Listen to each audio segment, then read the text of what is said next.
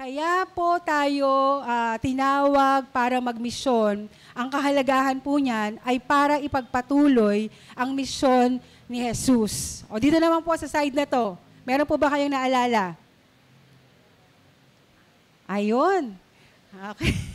Naririnig ko. Yan. So, kahit na meron siyang malaking responsibility, di ba? Malaking responsibilidad po talaga ang pagmimisyon, pero meron din siyang kalakip na karangalan o pribilehiyo. At ito po yung pinakamagandang sasalitain natin o sasabihin natin sa ating kapwa. At ito po ay hindi lang panglupa, kundi pang walang hanggan. At ang isa pa po sa importansya nito, tayong lahat ay meron talagang layunin para mag-misyon. So, sabi natin last Sunday, ang misyon ay assignment mula sa ating Diyos. Sabi nga, siya yung nagbigay, siya yung lahat ng kapangyarihan ay sumasa Kanya. Diba? All authority is given unto me. No? Lahat ibinigay sa Kanya. At ito naman po ay inuutos sa atin to go and make disciples of all nations. So kung tayo po ay tinawag sa misyon, ang tanong po natin ngayong hapong ito, ready ka na bang magmisyon? Sige, tanungin mo muna yung katabi mo, ready ka na ba? Okay? So, makikita po natin yan ngayong hapong ito kung tayo po ay ready na sa pagmimisyon. Makipagbukas po tayo sa Mark chapter 16, verse 15. Kay Marcos chapter 16, verse 15. Ang sabi po dyan, pagkatapos, sinabi ni Jesus sa kanila, humayo kayo sa buong mundo at ipangaral ninyo ang magandang balita sa lahat ng tao. So si Jesus po nagsasalita dyan at inuutusan niya ang kanyang mga disciples. So linawin ko lang po, sino ba dito ang mga tagasunod ni Jesus? Magsabi ng malakas na amen. Amen. Okay?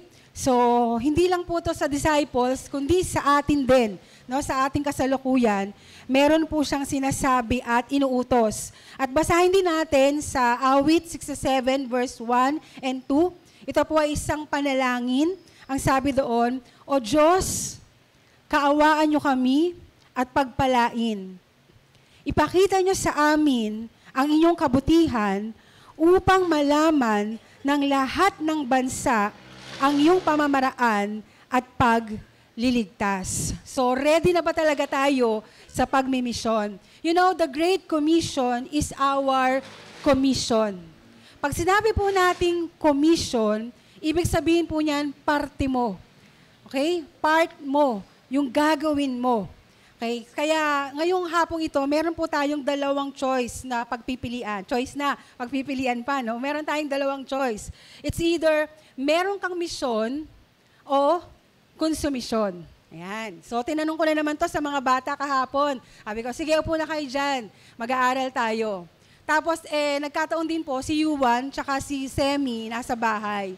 Sabi sa akin ni Yuan, Mama Rose, ano bang ibig sabihin ng konsumisyon? Okay, mamili kayo, misyon o konsumisyon? Sabi ni Yuan, Mama Rose, ano bang ibig sabihin ng konsumisyon? Okay, ang ibig sabihin ng konsumisyon, sabi ko, tanong mo kay mama mo, ikaw. Joke lang. Sabi ko, joke lang. Sabi ko, ibig sabihin ng konsumisyon, yung isang tao, irritable siya. Palagi siyang problemado, palagi siyang naiinis, ang dami niyang mga problema. Sabi niya, ang pipiliin ko, misyon. So tayo po na mamimili tayo, misyon o konsumisyon. Kasi po kapag priority ng isang tao, yung mga cares and concerns of this world, asahan mo, madami talaga yung konsumisyon. Kasi po, ang dami niyang gustong habulin, di ba kung ano-ano yung pinapasok na pagkakaabalahan, walang malinaw na direksyon dahil gusto niyang lakaran kung ano yung kanyang maibigan. So meron pong mga tao, tumatawag sila sa Diyos, pero for personal fulfillment lang. Pwede din pong nasa loob ng simbahan, pero nakafocus sa sariling kapakanan. Kapag ganun po, ay religion lang po yun at walang malalim na relasyon sa Diyos. Pero ang isang Kristiyano na may misyon, malinaw po sa kanya yung kanyang purpose. Okay? So kapag meron kang misyon, alam mo yung layunin, alam mo yung purpose, kung bakit ka nabubuhay sa ibabaw ng mundo. At alam naman po natin na dahil sa kabutihan ng Diyos, tayo po ay naligtas para maging instrumento din ng kaligtasan ng iba. So yung mga naghahayo po, meron na po dito sa atin, ilan, mga nag-share ng gospel, di ba? Nagdi-disciple. Sila po yung nagbibigay talaga ng sigla sa simbahan.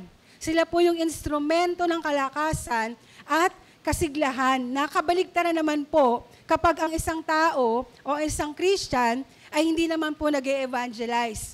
Ang nangyayari po, di ba sabi natin last Sunday na fossilize. So again, sabi na naman sa akin ng bata, ano po ibig sabihin ng napofossilize? Okay? Ang ibig sabihin po ng napofossilize o fossils, mga kalansay, di ba? Mga patay, mga bungo.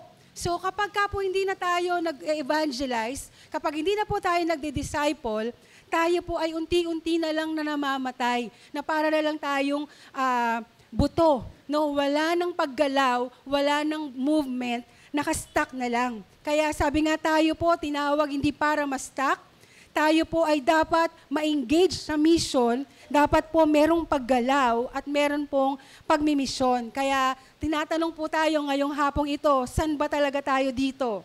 Sa mission o sa konsumisyon?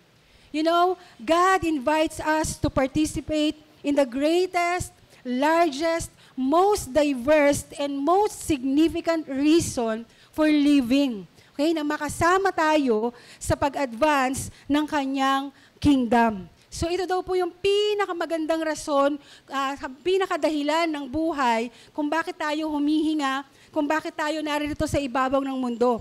Para mag-participate po tayo in advancing the kingdom of God. Kasi alam naman natin na gumagawa ang Diyos eh. Bumubuo po siya ng pamilya for eternity.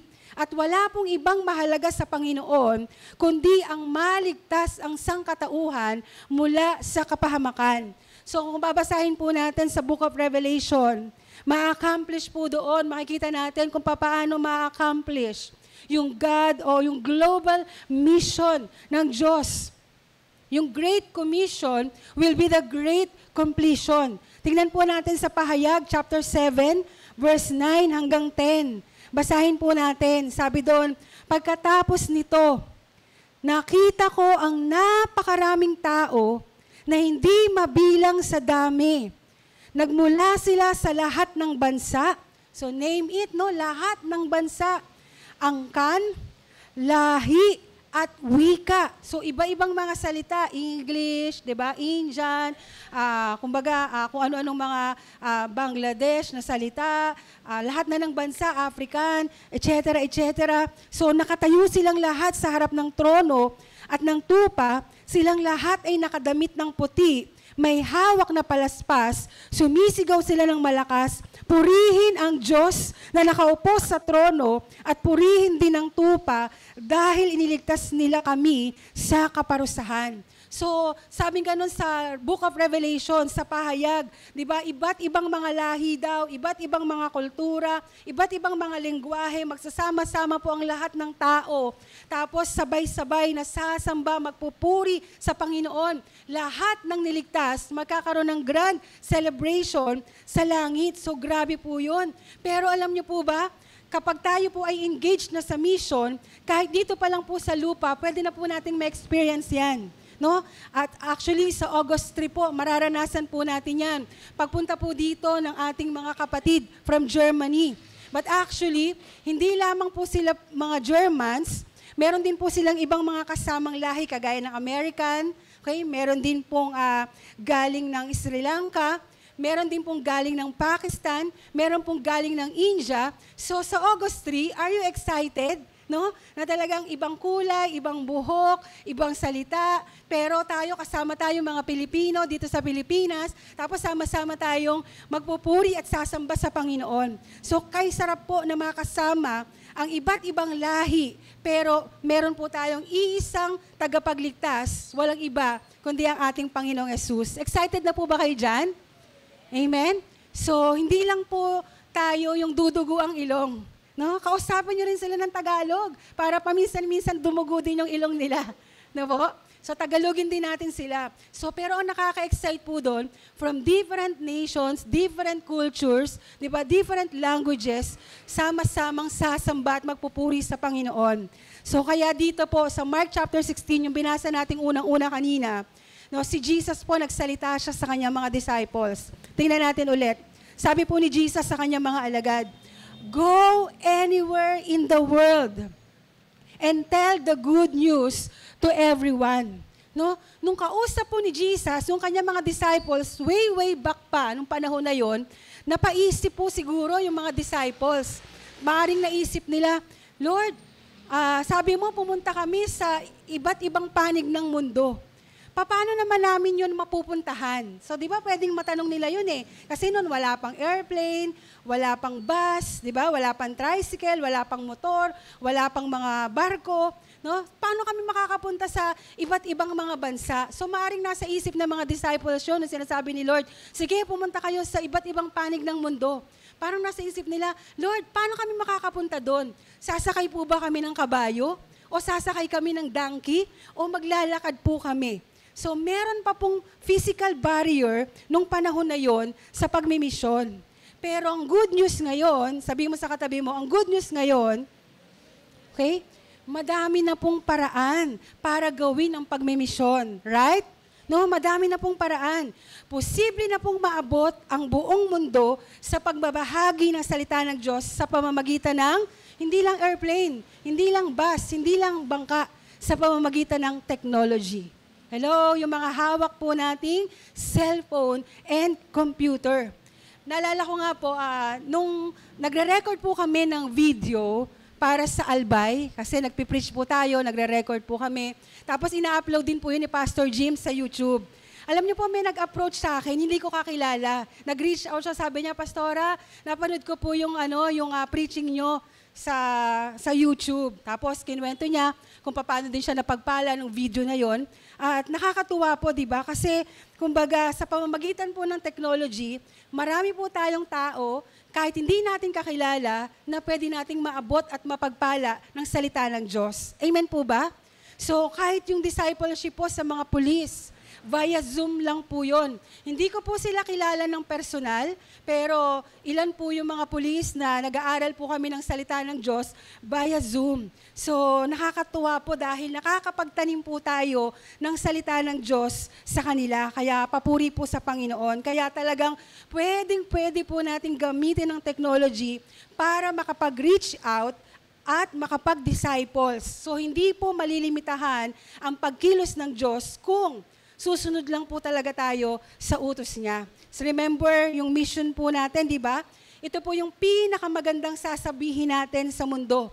Kasi nga, meron pa pong 3.3 billion na unreached na mga tao sa iba't ibang panig ng mundo. Marami pa pong hindi nababahaginan ng salita ng Diyos. Kaya kung meron man tayong isang papangarapin, pangarapin po natin na simulan na nating lakaran yung ipinapagawa po sa atin ng ating Panginoon na maging parte po tayo sa istorya na ginagawa ng Diyos. Kumbaga, di ba, sa basketball, sino po rito yung mga mahilig sa basketball? Ayaw naman natin na nakabangko lang tayo. Ayaw naman natin na nakaupo lang tayo habang nananalo ang iba. Gusto po natin tayo ay kaparte, kasama sa winning souls and making disciples. Amen po ba? Hindi lang tayo nakabangko at tumatanaw lang ng panalo ng iba. So gusto po nating maging kaparte tayo dito. Pwede po nating gamitin ng technology dahil sa technology, the whole world is at your fingertips. So wala na pong barrier para maabot ang iba't ibang lugar. Sa totoo lang po, ang tanging barrier po sa pagmimisyon ay nasa isip na lang po at nasa puso ng isang tao. Kaya lagi po natin ipapacheck. Tingnan natin, Lord, ano ba talaga ang laman nitong puso ko? No, ano ba talaga yung focus ng isip ko? Ano ba talaga yung gusto ng puso ko? Ano ba talaga yung nasa isip ko? Kaya ang sabi sa atin ng Romans chapter 12, verse 2, hayaan daw po nating baguhin ng Diyos ang ating isip. No, para makita po natin at malaman natin kung ano ang mabuti, ganap at kalugod-lugod sa Kanya. Kailangan magkaroon tayo ng mind transformation. Kasi yamang kinaawaan na po tayo ng Diyos, meron na tayo ng bagong pag-iisip dapat at transform na ang ating mind. Ito nga po yung namumuhay na tayo sa kalooban, sa gusto, sa inuutos sa atin ng Panginoon. So paano ba malalaman na ang tao walang misyon sa buhay? So tanong nga natin yung katabi natin, pwede po tayo magsalita. Tanong mo nga yung katabi mo, paano ba, ikaw, may idea ka ba? Paano ba malalaman kung ang isang tao walang tamang misyon? Sige, mag-usap po kayo. No? Paano ba malalaman? Yung walang misyon. Okay? Hindi rin po alam, wala rin pong idea. Kasi hindi talaga alam yung misyon. Okay? Paano ba malalaman ng isang tao, mali pala yung nilalakaran ko. Okay? Kasi makikita natin yan, sa prayers pa lang niya, nakafocus na sa sarili niyang pangangailangan. Nakafocus na sa blessings and happiness. Puro me first. No? Kung paano magiging komportable sa buhay at palaging Panginoon, Panginoon.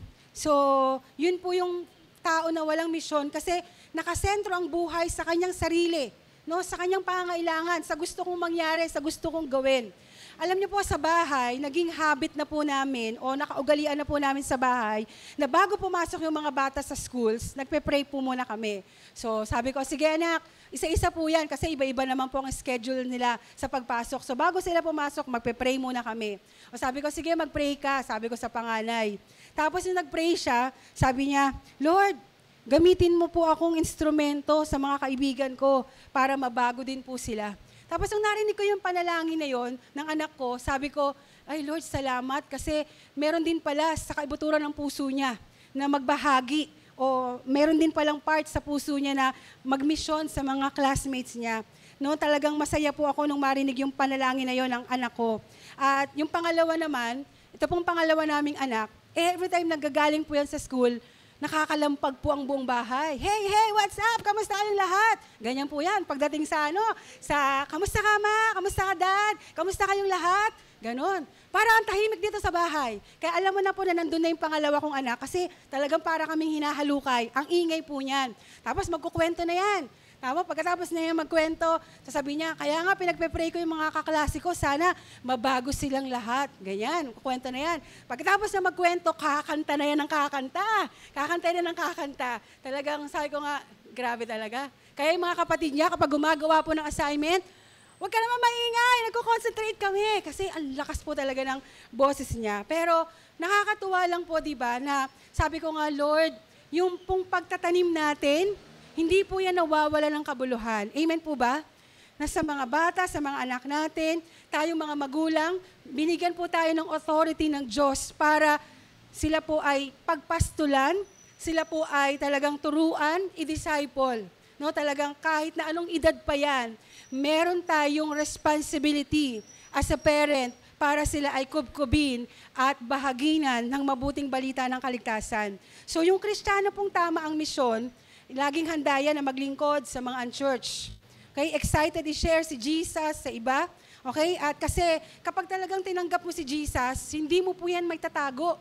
Pag naranasan mo talaga yung joy coming from God, yung exceeding joy na tinatawag, grabe po yun pag sinabing exceeding joy, yung abundant joy, yung overflowing joy, hindi po yan talaga maikukubli. Talagang sasabihin at sasabihin mo yan at hindi ka talaga mapipigilan. Kasi alam mo na nakawawa yung mga tao na wala sa Panginoon. Kasi nung tinanggap natin si Jesus as our Lord and personal Savior, kalaki po nun, nilagay niya rin sa puso natin yung compassion sa tao na nakikita natin na kaawa-awa sila. They are hopeless without Jesus kahit gaano pa po sila ka-successful sa buhay. Kaya ngayon tingnan natin ngayong hapong ito, paano ba mamuhay ang taong may misyon? Okay? Let us see, let us look, paano ba mamuhay ang taong may misyon? Yung ready na talaga sa misyon. Number 1, okay, sabi dyan, paano mamuhay ang taong may misyon? Hindi ang pansarili. Iniisip hindi ang pansarili, kundi nakararami. Yan. No? Ganito daw po pala mamuhay ang taong may misyon. Iniisip niya, hindi ang pansarili, kundi para sa nakararami. We must shift from self-centered thinking to other-centered thinking. Kasi bakit? Alam niyo po yun, may chaos, napakatinding kaguluhan, na napakagulo po kapag ang mundo natin ay magpapatuloy sa pagiging makasarili. Kapag wala na pong pakialam, no, yung apathy na tinatawag. Alam niyo ba yung apathy? Hindi po yung sayaw na pati-pati, gano'n-gano'n. Hindi po yun gano'n. No? Ang ibig sabihin po ng apathy, yung wala ka ng pake sa iba. At grabe pong chaos yun. Kapag wala ng pakialaman sa iba, sa sarili na lang ang isip at nakatuon, talaga pong grabe po, gulo na po ng mundo. Sabi nga ng 1 Corinthians chapter 14, verse 20, mga kapatid, kay kinakausap po dito yung mga disciples. Kung tungkol sa mga bagay na ito, tayo po yung disciple tayo ni Jesus. Huwag kayong mag-isip bata. Kung sa masasamang bagay, maging tulad kayo ng mga batang walang malay sa kasamaan. Ngunit sa pangunawa, mag-isip matanda kayo. Yan. Okay? Ito po kasi yung unang hakbang sa pamumuhay ng merong misyon. Okay? Dapat hindi ka na nakasentro sa sarili mo. Hindi mo na iniisip ang sarili mong kapakanan lang. Kasi yung bata po, ganun di ba? Yung bata, nakikipag-agawan po yan sa laruan. Yung bata, halimbawa, obserbahan niyo po, maraming mga bata. Tapos, ang daming laruan. Kung ano yung isang laruan, yun yung kanilang pag-aagaw-agawan. Okay? Yung gusto niyan, makuha agad yung gusto. At hindi yan marunong magparaya. So, ganyan po yung mga bata. Ang isip bata nakapokus lagi sa sarili. Palaging nakatuon kung ano ang para sa kanya at hindi makapagbigay para sa iba. Diba? Ganyan yung bata Kung ano yung gusto niya, yun ang aagawin niya, nakasentro sa kanya, dapat lahat ng atensyon nasa kanya, dapat ako ang bida, dapat ako ang pinapansin nyo.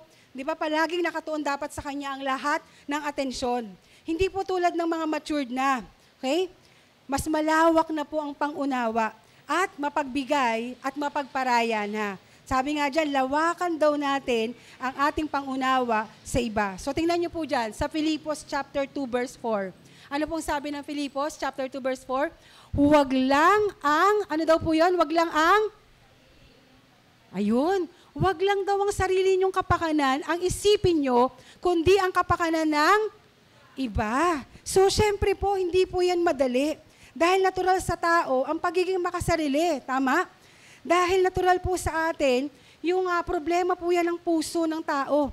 Maliban na po ang isang tao ay pagharian talaga ng banal na spirito, doon lang po natin makakayanang isipin yung para din sa iba o yung kapakanan din ng iba. Kaya po araw-araw po tayong dapat nananalangin, nagpapasako po talaga tayo sa kapangyarihan ng banal na spirito kasi kapag ganun po, doon lang tayo talaga mamamatay sa ating sarili at yung makasalanang pagkatao po natin talagang unti-unti binabago na po tayo ng ating Panginoon. Di ba nakita po natin yan sa Book of Romans? Yung depravity of humanity. Yung moral corruption, yung matinding problema ng puso ng tao. Kaya kailangan ng tao ng dakilang manunubos o tagapagligtas dahil sobrang bulok po talaga ang puso ng tao. Sobrang bulok po, wala na pong bubulok pa sa puso ng tao. Pero napakabuti po ng Diyos dahil hindi niya tayo hinayaan sa ganitong kalalagayan. Tayo ay kanyang binago at binabago niya tayo araw-araw. So tingnan po natin sa 1 Corinthians chapter 2 verse 12. Anong sabi diyan?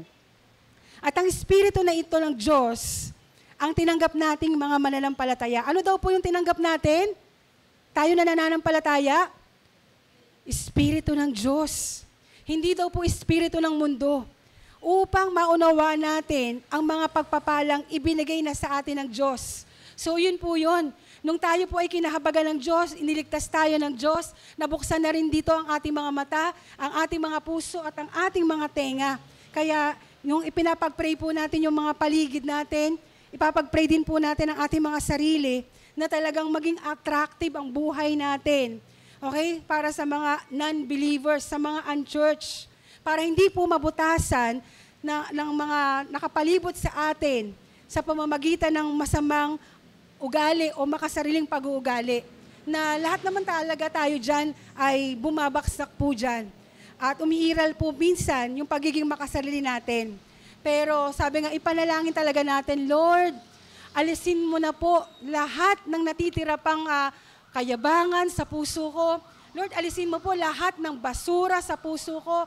Palitan mo po ito ng iyong kapangyarihan para yung mga tao po na nakapalibot sa amin. Kasi kailangan po natin yan eh.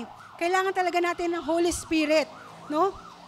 Sabi nga, mayroong mga tao na nilalagay ang Diyos sa balikat natin, okay, para hayuan at para i-disciple. Okay? Sino po yung mga tao na yon? Sino po rito ang may kaklase? Taas ang kamay. May classmate. Yan, di ba? May tao po nakapalibot sa inyo. Sino po rito yung may katrabaho, kaopisina? Meron po tayong mga katrabaho, kaopisina. Sino po rito yung may kapitbahay? Saan kayo nakatira? Ba't wala kayong mga kasama? No? Dalawa lang yung nagtaas. May kaklase, may katrabaho. Yung iba, sa island po ba kayo nakatira? Wala po ba kayong mga taong kasama? Sino po rito may kasamang tao sa paligid? Amen. So lahat ng tao na yun, isipin po natin sila na dinadaan-daanan natin at nakikita, hindi po para wala lang. No? Sila po yung mga taong nilagay sa ating balikat ng Diyos para hayuan, para turuan ng salita ng Panginoon. So paano naman kung ang kapitbahay nga natin o yung mga tao nakapalibot sa atin, iba yung ugali? Diba? Buti sana kung mabait eh. Ay, madaling share niyan kasi mabait. Share natin to kasi mabait naman siya para mapunta siya sa langit. Eh paano kung ang kasama natin o yung mga nakakasalamuhan natin, iba yung pag-uugali. Diba? So kailangan talaga natin yung supernatural power of the Holy Spirit. Hello? We need the supernatural of the Holy Spirit para isipin yung kapakanan ng iba kaysa yung ating mga sarili. Hello? Kailangan talaga natin yan eh. Kasi mahirap po makisama sa tao. Tama po ba? Tingnan mo nga yung katabi mo, madali bang pakisamaan yan? Minsan. Sige, tingnan niyo po. Di ba? Minsan. Pero kapag yan ay umandar ang toyo, ang suka, di po ba? Mga kasama natin sa loob ng bahay, di po ba? Minsan mahirap din po talagang pakasamahan yung mga nakakasalamuhan natin. That's why we really need the superpower, yung supernatural power that comes from the Holy Spirit para talagang mamahal natin sila. At darating po yun sa point na magagawa na nating magpakumbaba, di ba? Magmahal, magbigay sa tulong ng Banal na Espiritu na kaya na nating isaalang-alang ang iba bago sarili natin. So sabi ganun sa 1 Corinthians chapter 10 verse 33. Sige po, basahin natin. Sabi diyan, sundin ninyo ang aking ginagawa. Sinisikap ko na sa lahat ng aking ginagawa ay matutulungan ko ang lahat. Hindi ang sarili kong kapakanan ang aking iniisip, kundi ng kapakanan ng iba upang maligtas sila. So ito pala yung number one, no? Number one, kung ready ka na talaga magmisyon, okay? Hindi mo na iniisip yung sarili mo, not more of you, kundi less of you na talaga, at iniisip mo na, sinaalang-alang mo na yung mga taong nakapalibot sa'yo. So, napag-aralan na po natin yan, nadaanan na po natin yan sa very last part ng Romans, yung character natin, kung paano tayo mamumuhay araw-araw. Talagang dapat maingat, lalo na kung meron pa po tayong kasama sa bahay na hindi pa mananampalataya, mas lalo tayong mag-ingat na huwag tayong mabutasan na wala naman tayong pinagkaiba sa iba. So, sabi dyan, sana nandito na po tayo sa point na ito, na talagang ipag-pray talaga natin na maging maayos yung motibo ng ating mga sarili, na hindi sa ikabubuti at kapakinabangan natin ang mangyari, kundi sa kapakinabangan ng maraming tao ang mailapit sa paanan ng Panginoon. So sabi nga natin sa camp, di ba, radical. Tindi nun, pag sinabing radical tayo, grabe ka mag-isip, grabe ka gumalaw, grabe ka gumawa, radical. Wala ka na talagang iniisip, kundi yung mission. Ganun po yung mga radical eh. Talagang kung ano yung dapat gawin, kung ano yung assignment, yun na po yung gagawin, hindi niya naiisipin ang kanyang sarili. So that's not, sabi nga, yan yung dapat nating mangyari. Not self-centered, but other-centered thinking. So kapag ganun po tayo, ready na tayo for mission. Tanong mo nga yung katabi mo, ready ka na ba? Okay? Kasi hindi na tayo nagpapa-baby. Di ba? Hindi na tayo naghahanap ng atensyon. Hindi na tayo nagpapaalaga, kundi tayo na yung nag-aalaga. So kapag ganun, we are ready for mission. So number 2, ganito po mamuhay ang taong may mission. hindi lang tagaupo, kundi handang, ano po, ulitin natin hindi lang tagaupo, kundi handang humayo. Okay? So mag-shift na po tayo from comfortable thinking to global thinking.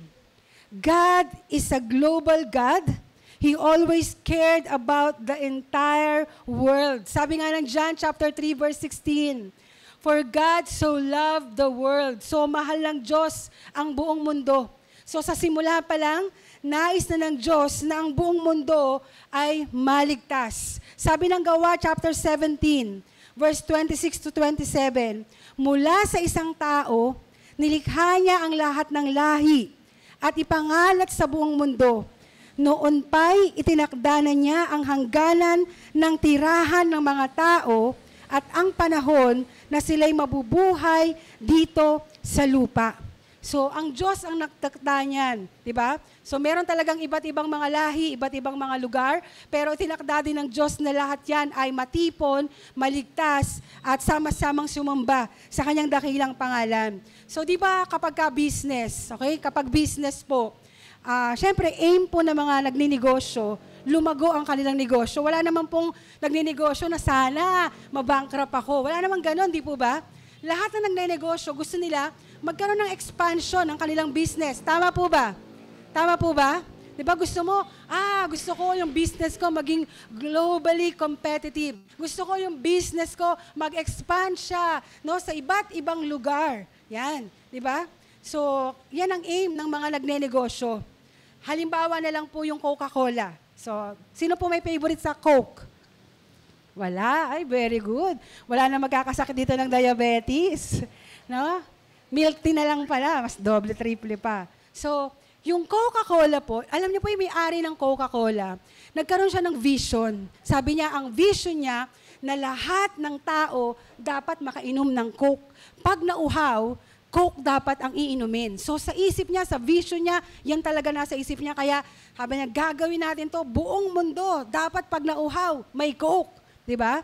So alam niyo po, nangyari nga yun. For 100 years, okay, lahat nga daw ng bansa, kahit saan ka pumunta, ay makakakita ka daw ng Coke. Kasi vision, mission, at pangarap talaga na may-ari na yan. Lahat, bawat nauuhaw, iinom ng Coke. Okay? So lalo na kapag tayo po, ang vision natin ay yung galing sa Panginoon. Yung assignment na galing sa Diyos. No? Dapat meron tayong vision, nilalakaran natin tong vision na to, at meron tayong mission. Okay? Lalo na dapat yung mabuting balita, dapat maibahagi. Sabi nga dapat, let's aim na mas malawak pa yung maabot ng mission. Na magkaroon talaga tayo ng puso sa mission, ipagpay natin yan, panalangin para sa mission, at suporta para sa misyon. Sabi nga ng Colossians chapter 1 verse 6, at ang magandang balita, ito'y lumalaganap at lumalago sa buong mundo. Katulad ng nangyari sa inyo noong una ninyong marinig at maunawaan ang katotohanan tungkol sa biyaya ng Diyos. So kaya tanong ko po, meron po ba tayong pangitain? Meron po ba tayong vision? Nakikita po ba natin yon na pagpasok pa lang natin itong school year, itong mga kaklase ko, bago matapos ang taon, masyasharean ko sila ng Word of God. Hello? Meron po ba talaga tayong vision na gano'n? Pagpasok ko dito sa trabaho na to, sasabihin ko na agad na talagang tagasunod ako ni Kristo at may masyasharean ako ng Word of God. So kapag ito yung ating vision, ito talaga yung ating pangitain, lalakaran po natin yan. No? Paano ba magkakaroon ng Mighty One Canada? Gusto niyo po ba yon? Grabe, nakakunot talaga yun. Grabe naman kayo seryoso dyan. Gusto niyo ba yon magkaroon ng Mighty One Canada? Amen. Gusto niyo po ba magkaroon ng Mighty One Saudi Arabia? Gusto niyo po ba magkaroon ng Mighty One India? Oh, grabe na to Mighty One Albay. Ay, mga nag-amen, tingnan ko Kailangan na mapapadala dun sa Albay. So, paano ba mangyayari na sabi ng Panginoon, go to all nations? Diba? Paano makakapag-participate yung Mighty One globally sa mission. Okay? Sabi, grabe naman yan, Pastora. Pwede bang Mighty One Philippines na lang muna? Okay din naman yan. Pero yun kasi ang utos ng Diyos ng mission globally. So paano gagawin dyan? Start with prayer with specific countries. No, dati po, at pinapag-pray naman talaga natin yan. Nasa mga prayer meetings natin, talagang we are praying sa 1040 windows, makakilala sa Panginoon. Sa mga prayer meetings natin, pinagpe-pray talaga natin yung iba't ibang mga bansa para maabot sila ng mabuting balita ng kaligtasan. Kaya ngayon, no, paano tayo makakapag-participate globally? Start praying. No? Tanungin natin si Lord, Lord, anong bansa po ang ipapag-pray namin? So kahit na, sabi nga, Lord, anong bansa to? Nagpa-participate tayo. Dito, marami na tayong mga bata sa 14 years, 15 years na tayo dito sa church. No, ang dami na pong mga bata dito na naglakihan. At yung ibang mga bata nagsimula sa children, nagsalakihan na sila, naging matured na sila, nakarating na po sila ng iba't ibang mga bansa. So, hindi tayo matitigilan, magpapatuloy po tayong magtanim sa mga batang yan para makarating man sila sa iba't ibang panig ng mundo.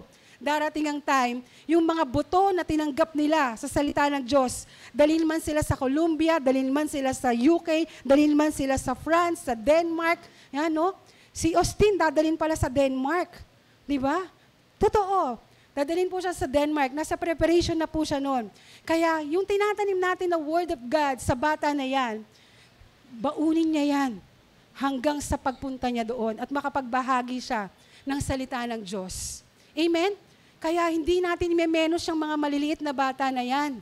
Kasi nagtatanim tayo ng buto na hindi natin alam kung saan sila gagamitin at dadalhin ng Panginoon. Amen?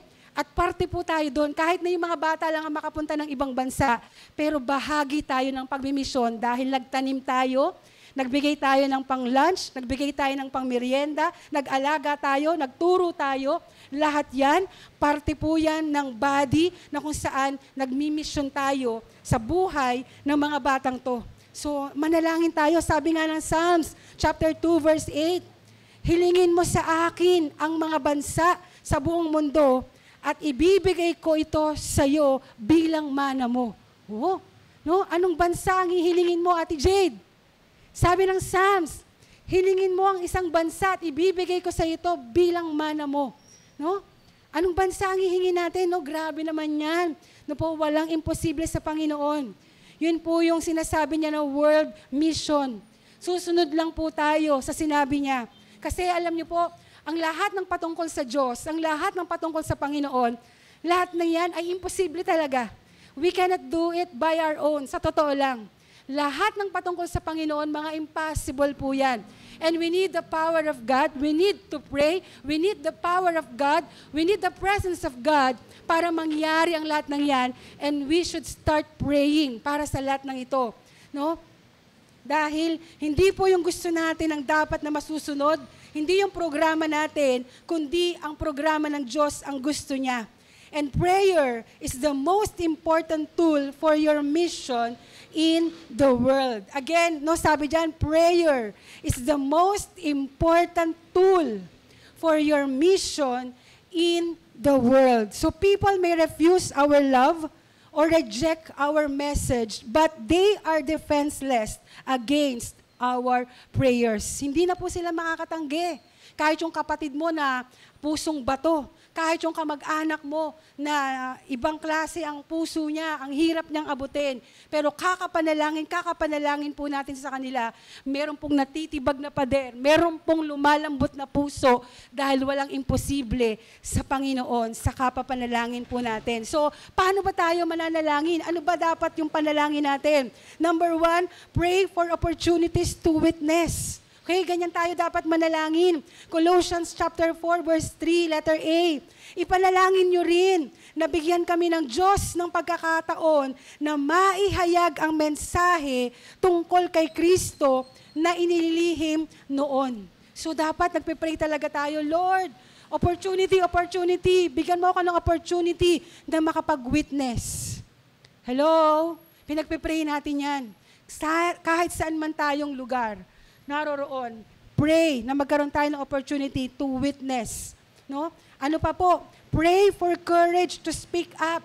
Ipanalangin natin, hindi tayo marunong magsalita. Pero Lord, bigyan mo ako ng kalakasan na makapag-share. Ephesians chapter 6 verse 19. Ipanalangin din ninyo ako sa tuwing mangangaral ako, nabigyan ako ng Diyos ng wastong pananalita para maipahayag ko ng buong tapang ang magandang balita na inilihim noon. No? Ano pa po? Pray for those who will believe. So dapat ipinagpe-pray din natin yan kahit sa eskwelahan natin. Pag-pray niyo yung mga classmates niyo. No? Ang panalangin ko, hindi lang para sa kanila, na sumasampalataya sa akin, sabi ng John 17:20, kundi pati na rin sa mga sasampalataya pa sa akin sa pamamagitan ng pangangaral. And pray for rapid spread of the message. Sabi ng 2 Thessalonians chapter 3 verse 1, at ngayon mga kapatid, ipanalangin niyo kami para lumaganap ng mabilis ang salita ng Panginoon at malugod na tanggapin sa iba pang mga lugar katulad ng pagtanggap nyo. At ano pa po ipapanalangin natin? Pray for more workers. Matthew 9:38, kaya idalangin ninyo sa Panginoon na siyang may-ari ng anihin na magpadala siya ng mga tagapag-ani. Okay? So, i-flash nga po natin lahat. Ano yung dapat nating ipanalangin? Ano daw yun? Number 1, opportunities to witness. Ano pa po dapat nating ipag-pray? Courage to speak up. At pag-pray natin, those who will believe. At saka yung rapid spread of the and more workers. Sabi mo nga sa katabi mo, kailangan ng maraming workers. Yan. Praise God. Kung ipinapanalangin natin yan, more workers, tayo mismo, sasabihin ng Panginoon, ikaw na yun. No, ikaw na yun na gagamitin ng Panginoon para sa paghahayo, para sa pag-share ng mabuting balita ng kaligtasan. So, talagang mag-alab ang puso natin. Talagang mag-umapaw yung kagalakan sa puso natin. Di ba? Kapag ka nakapunta ka ng isang magandang lugar, di ba? Parang you can't help yourself but to share it to others. Tama po ba? Di ba? Kapag nakapunta, ay alam mo, may bagong bukas doon na kainan. Meron nga kilalang ganyan, may kaibigan ako. Lahat na yata ng bagong bukas na kainan sa SM, kinakainan niya talaga. Tapos, sinishare niya talaga sa Facebook. Uy, may bagong bukas na kainan. Kakain siya doon, tapos magpipicture siya. Linggo-linggo na lang yata na ginawa ng Diyos. Kahit saang mga lugar, nakikita ko siya, may bagong bukas na kainan doon. Share siya ng share. Antindi, di ba? So, siguro nasasarapan siya sa pagkain, talaga nainganyo siya sa buhay niya.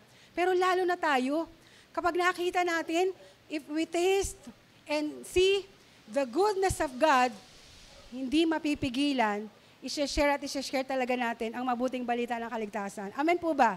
Amen? Nag-aral nga ako sa Iglesia ni Cristo sa New Era. Grabe, bumuo kami ng Bible study dun sa may likod ng school. Kaya lang, nalaman ng pamunuan. Ay, bawal yan dito. Dapat hindi kayo dito nag-aral sa New Era. Kasi bawal dito mag-Bible study. Kasama pa naman namin dun sa Bible study, mga Koreans. May Bible din sila, kasi nag-aaral sila ng English dito. Pero nasisimulan na sana namin, nakailang linggo na sana kami doon. Pero pinagbawal yun sa amin na mag-share, magkaroon ng Bible study. Pero okay lang, sa jeep, yan, kahit saang lugar, meron namang ibang venue to share the Word of God. So, ngayon, sa atin, sa school nyo, bawal ba? Sa trabaho natin, pag meron tayong spare time, kapag recess sana sasabihin ko, may recess sa break time, no, sa school o sa trabaho. So, pwede tayo mag-share ng Word of God. Ipag-pray nyo lang, Lord, bigyan mo ako ng opportunity para makapag-witness sa katrabaho ko. Bigyan mo ako ng courage to speak up. No, Lord, sana po magtiwala din siya. Sana talaga lumaganap ang mabuting balita ng kaligtasan at dumami pa yung manggagawa ng Panginoon. So, kakapray po natin, magbubukas ang Diyos ng opportunity para makapag-share tayo ng Word of God. Okay? Ito, mahalagang malaman to. People are more receptive to God when they are under tension or in transition. Kapag pala yung isang tao ay may transition or intention or kumbaga may bagong pangyayari sa kanyang buhay, halimbawa, kakakasal lang, 'di ba? Bagong lipat ng eskwelahan, bagong lipat ng bahay. So, yan pala yung mga opportunity no, kung saan mas receptive sila sa pakikinig ng Word of God. Okay ha? Yan po yung mga mahalagang malaman po natin.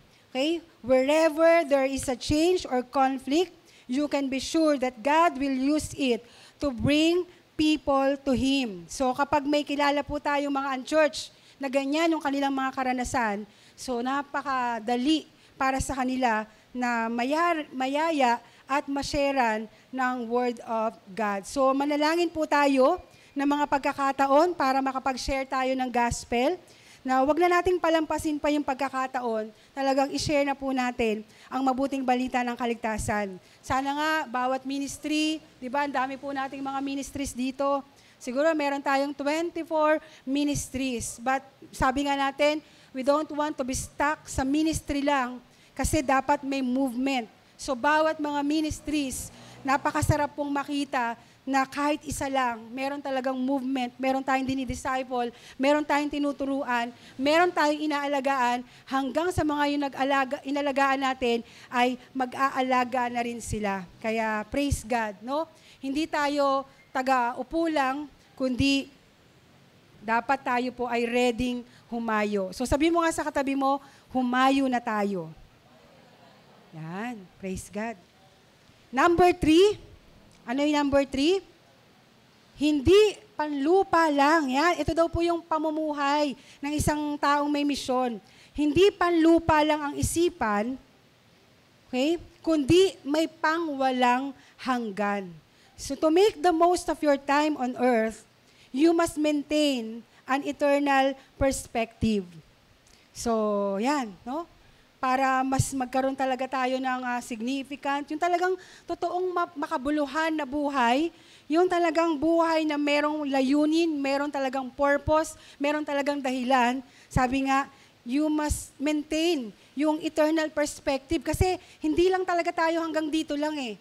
Maaring yung mga bata na teenager pa lang, ewan ko lang, no po, pero maganda sana as early as teenagers, bukas na yung mga mata na makapag-share talaga ng gospel. So yung kasama nga po nila at Shirley, no, yung sa book in Brazil, yung Mold in Brazil, yung talagang libro na yon, Made in Brazil pala. Okay? Meron silang kasama doon na missionary, 5 years old lang. Sabi niya, tindi po. 5 years old lang talaga nag-share ng gospel. Kasama nila sa mission. No, talagang nakita niya na yung na meron talagang kahalagahan na tayo, dadaan lang tayo dito sa mundo, tapos mawawala din po tayo. Sabi nga kanina ni Ate AG, di ba? Our role, kaninang umaga, sabi niya, our role, di ba, will end. But God's story, di ba, will continue. Kumbaga, yung buhay natin dito, matatapos to eh. Amen po ba? Bilang lang tayo ng ilang dekada, 7 to 8 decades. 7 decades, grabe po. Precious na yon, blessed na yon. Pero bilang lang tayo ng ilang dekada, passenger lang tayo, dadaan lang talaga tayo dito.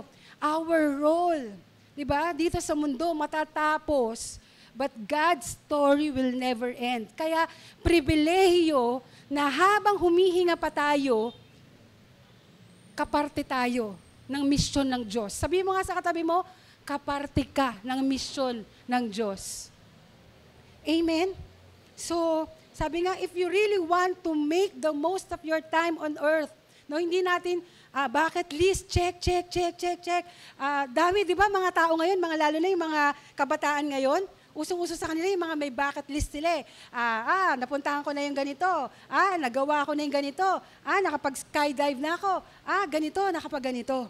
So, ang ganda naman talaga. Pwede naman talaga yon. Pero, maganda rin talaga the number 1. Sabi nga, we must keep the main thing, the main thing. Okay? Tanong mo nga yung katabi mo, alam mo ba yung main thing? Sige, magtanong po kayo. Sasagutin yan. Alam mo ba yung main thing? Sige po, tanungin niyo po yung katabi niyo. Ano ba yung main thing? Kasi keep the main thing, the main thing. Okay? Ano yung main thing? Main thing? Okay? What is the main thing? Keep the main thing, the main thing. Okay? Nakakabulol, no? Oh, may nakasagot ba sa katabi nyo? Okay? Ano yung main thing mo? Okay? Ano yung pinaka-importante sa mundo, sa buhay mo? Ay, ito yun na lang. Okay?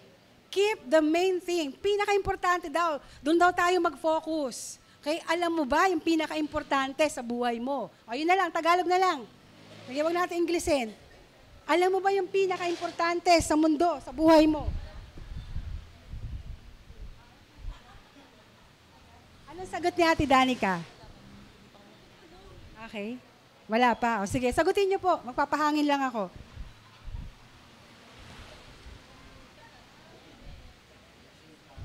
Okay, tinanong ba? Sumagot ba? Keep the main thing, the main thing. So dapat, at your age, at your age, grabe na to, no? Malinaw na ba talaga sa atin? Ano ba talaga yung ipinapagawa sa akin ng Diyos? Bakit ba talaga ako bumabangon kada umaga? Bakit ba talaga ako gumigising? Ano ba talaga yung ipinapagawa sa akin ng Panginoon? Okay? Kasi pag hindi natin alam yung main thing, yung pinakalayunin ng buhay natin, okay, madali po tayong madidistract kahit ng mabubuting bagay. Madali po tayong madidistract, lalo na kapag, sabi nga, dumating na yung mga cares and concerns of this world. Diba? Madali tayong madistract dyan, lalo na kapag meron ng financial needs, diba, na kinakaharap, lalo na sa mga magulang. Minsan lumalabo na po yung vision kapag ka daw po wala ng pera. Diba? Oy, malabo na yung mata. O bakit? O sabi, wala na kasing pera. No, minsan ano po lumalabo talaga. Yung vision, napapalitan kasi ng ambisyon. Okay? So don't get me wrong. Okay, don't get me wrong.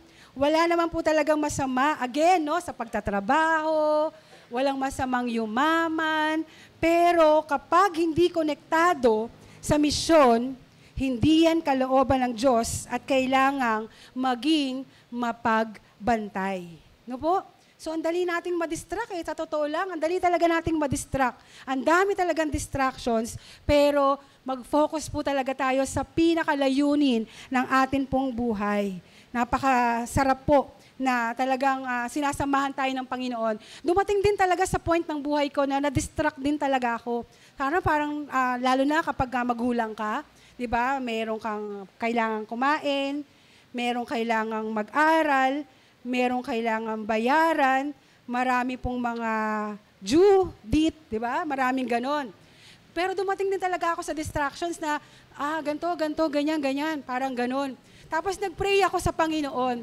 Tapos, kinausap ako ng Panginoon and pinarealize sa akin ng Diyos, yun po, na-realize ko si nanay. No, si nanay, yung nanay ko po, si Pastor Emily.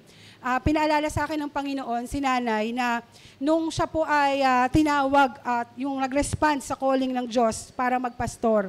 Nagtatrabaho na po siya noon sa NSO.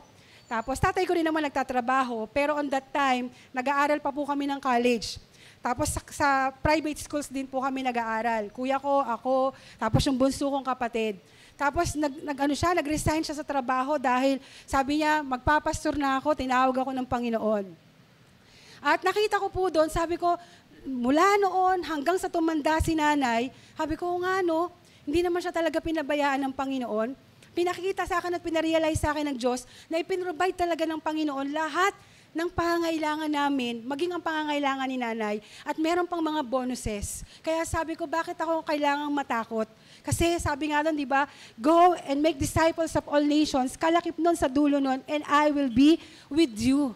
So, yun po yung pinakamasarap doon na kasama tayo ng Panginoon sa mga bagay na pinapagawa sa atin ng Panginoon. Kasi pa pwedeng pumunta tayo sa greener grass, pumunta tayo sa magagandang lugar, pero pag wala naman doon yung pagsama ng Panginoon, mas nakakatakot po yun na buhay. So, it's okay, it's simply living with God, pero with God na talagang immeasurable, talagang powerful, almighty, na kasama natin araw-araw, hindi niya talaga tayo pagkukulangin. Amen po ba?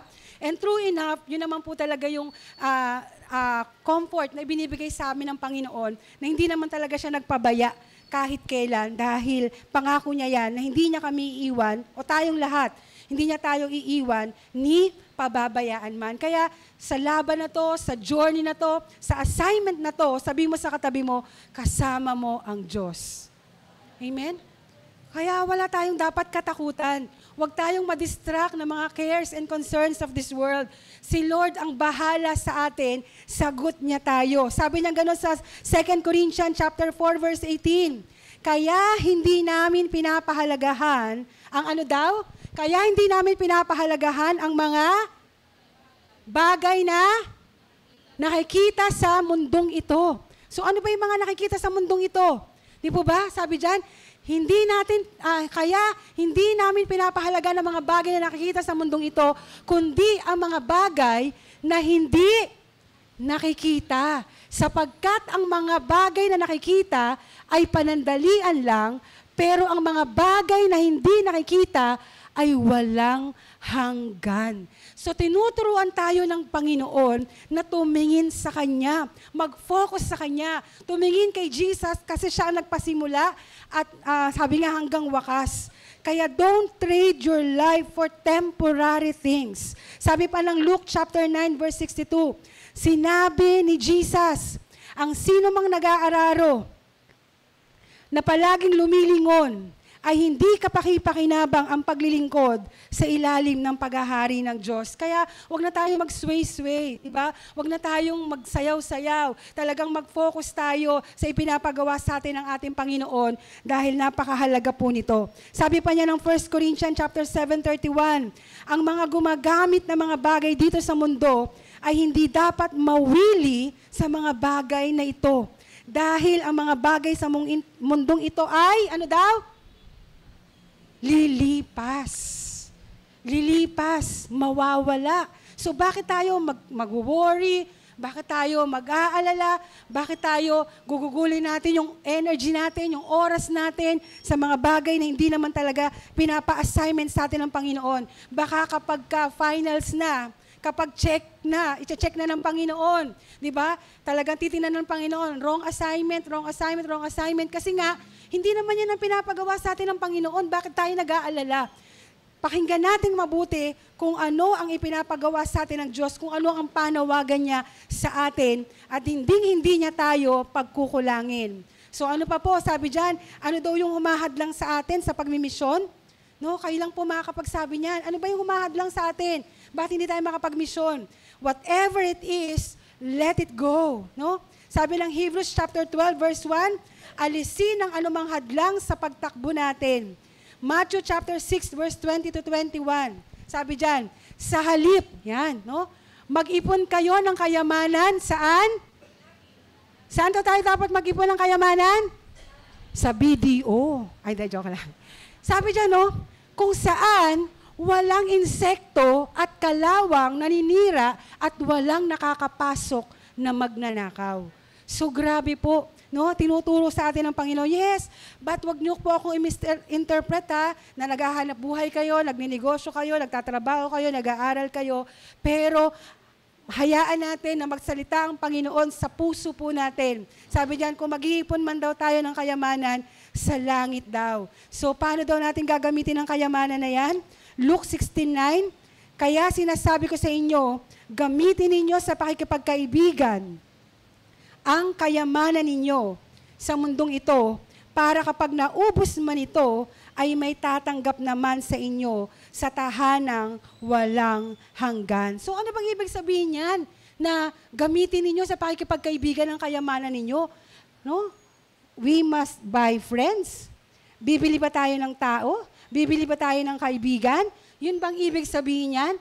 Ang ibig sabihin po niyan ay, no, sabi nga, gamitin daw natin ang anumang resources na meron tayo para maipalapit ang mga tao sa Panginoon. Okay? Kung meron man tayong pag-iinvestan, okay? Kung meron man tayong paglalaanan ng ating pera, ng time, ng effort, it's the best, sabi nga, investment sa may kaluluwa. Sa tao. Hello? Na nakakonekta sa Panginoon. No, narinig niyo na po ba yung, naku, hindi naman madadala sa langit yung pera. Tama naman, di ba? Hindi naman talaga madadala.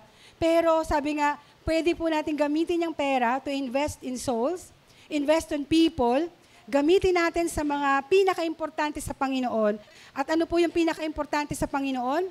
Sa puso ng Diyos? Tao. Yung mga may kaluluwa. Amen po ba? Kasi sabi nga, di ba, lahat pinatunayan niya ni Jesus sa krus ng Kalbaryo eh. Diyos siya, pero bumaba siya dito sa lupa para abutin tayong mga tao na kahit anong gawin natin, hindi tayo makakaabot sa pamantayan sa kabanalan ng Panginoon. Kaya ang Diyos na mismo ang bumaba dito sa lupa, pinatunayan niya sa krus ng Kalbaryo na mahal niya tayo, na mahalaga tayo, na importante tayo, mahalaga yung kaligtasan ng tao. Kaya sabi nga, kung meron man tayong gagawin, kung ano man yung pinagkatiwala sa atin ng Diyos na resources, invest po natin yan sa souls. Amen? Amen po ba? Amen? So yung mga taong minimisyon na natin, pinapakain natin, no, makakasama po natin yan sa langit. Kaya hindi po nawawala ng kabuluhan lahat ng ginagawa natin. Ito, di ba, katulad yan, nagbibigay po tayo ng ating tithes and offerings sa church. Naglalagay tayo doon ng pledges, missions, love gift, etc. No? Meron po tayong mga binibigay.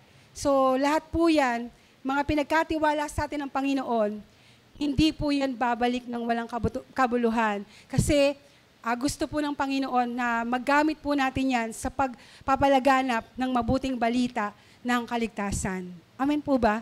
So, sa totoo lang, kasi ngayon, meron po kaming ina-attendan ni Pastor ng seminar. It's about financial, ano ba to? Parang pag-aaral. Ano nga yun, Pastor? Parang about financial, kung paano i-manage yung aming mga finances. Wow! I-manage ang aming mga finances. Tapos, ililista doon lahat. So, meron po kaming assignment doon na ililista lahat ng incoming. Oh, incoming, parang ang dami incoming, no? Talagang Lord, ang dami incoming. Ililista mo doon yung pera, yung talagang allowance mo. Tapos, ililista mo doon yung expenses mo. Di ba? Ililista mo doon. Ginagawa ko naman na yun. Naglilista talaga ako ng expenses. Pero minsan, hinihinto ko na lang po yung paglilista. Alam mo kung bakit? Hindi po kasi magtugma yung incoming sa outgoing sa outgoing eh. Hindi magtugma. Yung dumadating at saka yung lalabas, sabi ko, parang hindi magtugma, pero doon ka mamamangha.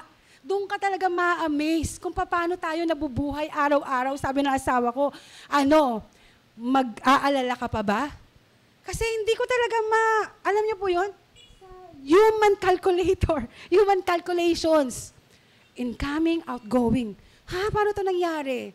Ibang klase po. Kaya salamat sa Panginoon, doon tayo ma-amaze kung gaano talaga kabuti ang Panginoon. Pero meron kami doon mga classmates, sabi nilang ganon, kasi nakita nila yung pera, sweldo, ang tataas ng sweldo nila. Kaya nga ayaw namin magsagot ni Pastor doon eh. Sino gustong flowchart ng kanilang finances? Tahimik lang kami ni Pastor kasi nakakayang mag-recite kasi doon ang kanilang mga sweldo, 100,000, ganyan, buwan-buwan. Tapos, alam niyo po, marami silang utang. Pero 100,000 yung sweldo nila, daming Lazada, daming Shopee, kasi ganun daw. No, ang dami pala nilang mga gastusin na hindi naman talaga kailangan. So kaya habang nag-aaral kami doon, inaayos, kinokorek kung paano natin gagamitin ng tama yung ating mga financial na pera. So nakita ng ibang mga classmates namin, mas malaki pala yung nilalaan natin sa ganito kesa sa ibinibigay natin para dito. So nakikita po, mainam din na naglilista tayo kasi makikita natin kung paano natin mas gagamitin. Okay? Yung resources na meron tayo na ipinagkatiwala lang sa atin ng Panginoon para merong mga tao na makakilala sa Kanya. Amen po ba? Amen po ba? Amen. So, yan. So, number 4 na tayo. Okay? Number 4. Ano nga po yung 1, 2, 3? Yung pamumuhay ng may misyon. Una, hindi pansarili, kundi para sa iba. Di ba? Pangalawa, hindi taga-upo, kundi handang humayo. Number 3, hindi panglupa lang, di ba? Sabi nga, meron tayong panglangit na kaisipan. And lastly, hindi puro lang dahilan, kundi gumagawa ng paraan. So, sabi nga sa kasabihan, kapag gusto, may paraan. Kapag ayaw, madaming dahilan. So, eto, kaya pala hindi makapamuhay, no, sa pagmimisyon kasi merong mga excuses. Sabi, ano yung mga common excuses na yan? Hindi naman ako nakapag-aral sa Bible school di ba? Pero hindi po natin pwedeng maging excuse yan. Kasi yung sarili mong testimony, napaka-epektibo po na paraan yan para pag-share sa ibang tao. Yung past experiences natin, lahat yon gagamitin ng Diyos para ma-encourage ang iba. Kahit po yung pinaka-nakakahiyang karanasan mo, no? Kahit po yung pinakatatago-tago mong sikreto na ayaw mong ipaalam dahil talagang bulok, dahil talagang nakakahiya, dahil talagang kapalpakan, no? Kapag inalay mo yan sa Diyos at pinabago sa Panginoon, magiging kalakasan at ikakatuto po yan ng ibang tao. Remember that no experience is wasted sa Diyos. Sabi nga ng Romans chapter 8, all things work together for good for those who love God. Or sasabihin mo, no, yung excuse na, wala naman po kasi akong powerful na testimony kagaya ng iba. Dati silang mamamatay tao, dati silang rapist, dati silang ganito. No? Alam niyo po, the Word of God itself, kahit wala tayong mga ganong extravagant na mga kwento na nangyari sa ating buhay, the message, the Word of God itself is so powerful. Kaya sabi mo sa katabi mo, wala kang excuse. No? Sabi ng iba, kasi bata pa po ako di ba? O bata pa, tumanda na, wala nang ipin. O bakit po hindi kayo sumasali sa misyon? Kasi matanda na ako, kayo na lang, di ba? Mahina na ako. Ano ba talaga? Maliliit pa kasi yung mga anak ko. Nung naglakihan na, wala na kasing tao sa bahay namin. Kasi ganito na. So, ang dami po nating mga excuses sa buhay. No? Alam nyo, wala pong age limit ang kabutihan ng Panginoon. Hindi po tayo pwedeng magdahilan sa utos ng hari. Hindi po yan acceptable reason para hindi mag-share ng gospel. Sabi mo sa katabi mo, no excuses. No excuses. No po? Sabi nga ni Jeremiah, sabi ng Diyos sa kanya, sabi ng Panginoon sa akin, sabi ni Jeremiah, huwag mo sabihing bata ka pa. Kinakailangan pumunta ka saan man kita suguin. Ang sabihin, ang anumang ipinasasabi ko sa iyo. So, yan. No? Kaya, grabe po, kahit anong edad natin, bata man, matanda man, nag-aral man, hindi man nag-aral, ano pa man, wala pong excuses. Kapag sinabi ng Panginoon, go, you should go. Okay? Baka naman mga kapatid, nag-aantay pa po tayo ng mga supernatural feelings or experience bago pa tayo mag-mission. No? Kasi inaantay pa ba natin kainin tayo ng malaking isda? Kagaya ni Jonah? Di ba? Tapos para lang mag-mission? O di man, inaantay pa ba nating mahati ang karagatan para masabi natin, tinatawag talaga ako ni Lord. Kasi nahati na yung tulay. Nahati pala yung tulay dyan sa baha. No po? O di man, baka inaantay pa natin na bulagin muna tayo. Kapares ni Paul, wag naman po sanang antayin pa natin yung mga alanganing sitwasyon at maging huli na ang lahat, bago tayo magising sa katotohanan, kailangan nating maghayo at kailangan nating mag-disciple. Kasi sa umpisa pa lang, paulit-ulit na sinasabi ng Panginoon na tinawag ka para magmisyon at dapat ready ka na ngayon, no, para sa misyon. We are all called to fulfill God's purpose. So hindi lang po ito para sa iilang tao. Calling po ito para sa lahat ng mga disciples ni Jesus. Tayo po yun. Kabilang po tayo sa tagasunod ni Kristo. No? Sino nga po rito yung mga tagasunod ni Kristo? Taas ang kamay. Amen. Sino nga po rito yung mga disciples ni Jesus? Amen. So, lahat ng taas ng kamay, lahat ng amen. Imaginein po natin, kung lahat tayo ay inspired, di ba? And obedient sa calling natin sa Panginoon to go and make disciples, anong impact ang result nito sa mundo? No? Meron pong malaking impact. Meron pong malaking impact kung lahat talaga tayo ay susunod sa panawagan ng Panginoon. Lord, I want to be like you. Talagang I want to obey you. Kung gusto talaga nating sundin si Jesus, you must have a heart for the people and for the world. So, hindi na kailangan pumunta pa ng malayong lugar, iba't ibang mga bansa. Pero kung kalooban ng Panginoon, so be it. Pero sabi nga, nasa fingertips na lang po natin, no? Yung para maabot ang ibang lugar, ibang tao, para sila po ay mahayuan, ma-share ng Word of God. Hahanap pa ba tayo ng iba? Yung katabi natin, hahanap pa ba tayo ng iba? Yung mga kasama natin sa trabaho, hahanap pa ba tayo ng iba? Yung mga nagtitinda sa atin, hahanap pa ba tayo ng iba? Yung mga lagi nating kasama sa waiting shed, nag-aantay, susundo ng mga bata, nag-aantay pa ba tayo? Yung kasama natin sa bahay na hindi pa kumikilala at nagbibigay ng buhay kay Jesus bilang Panginoon nila at sariling tagapagligtas. So, success na po natin yon kung na-share natin sa kanila ang gospel. No, talagang wag tayong masyadong maging concern sa sasabihin natin, tayo, sarili natin. Wag na yung masyado nakapokus sa sarili natin kasi kung ano itsura natin. Kasi kapag yan ang ating pinukusan, na nakasentro, nakatingin sa atin ang mundo at hindi tayo gumagalaw para sa iba. Sabi nga ng Mark chapter 8, verse 35, sapagkat ang taong naghahangad, magligtas ng kanyang buhay, ay mawawala nito.